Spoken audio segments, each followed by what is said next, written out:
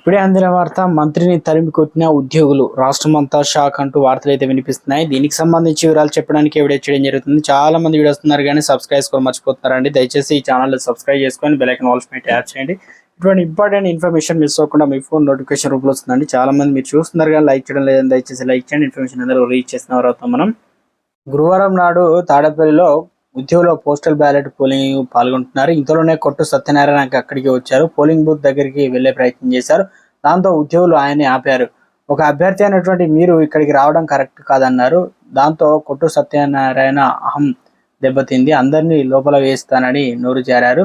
దాంతో ఉద్యోగులు ఒక్కసారిగా కొట్టు సత్యనారాయణపై విరుచుకుపడ్డారు. దాంతో కొట్టు సత్యనారాయణ అక్కడి నుంచి బయటికి వచ్చేశారు. బయటికి వచ్చినటువంటి కొట్టుకు ఏం మాట్లాడాలో అర్థం కాక అక్కడే ఉన్నటువంటి హిందీ పోలీసుతో మై హిందీ బాత్ కర్తాము అని వచ్చిరాని పిచ్చి హిందీ మాట్లాడారు. అక్కడ నుంచి వెళ్ళిపోకుండా అక్కడే ఉన్నటువంటి కొట్టు మీద ఉద్యోగులు విరుచుకుపడ్డారు. లోపల వేస్తా, మీ పని అయిపోయింది, పో ఇక్కడ నుంచి అని కసిరారు. దాంతో చెమటలు పట్టిన కొట్టు సత్యనారాయణ అక్కడి నుంచి మెల్లగా జారుకున్నారు. మొత్తం మీద కొట్టు సత్యనారాయణ అదృష్టవంతుడు అని చెప్పాలి. ఎందుకంటే ఆగ్రహం ఉన్న ఉద్యోగుల చేత కొట్టించుకోకుండా బయటపడ్డారు.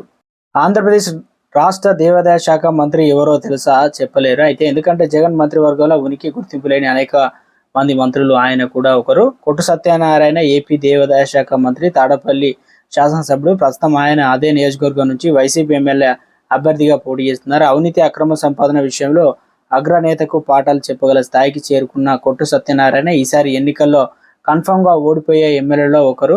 గురువారం నాడు తాడపల్లిలో పోస్టల్ బ్యాలెట్ పోలింగ్ అయితే పాల్గొంటున్న ఈ రకంగా అయితే అహంకారం ఇవన్నీ చూపించడంతో మొత్తానికి ఉద్యోగులు తరిమి కొట్టారు.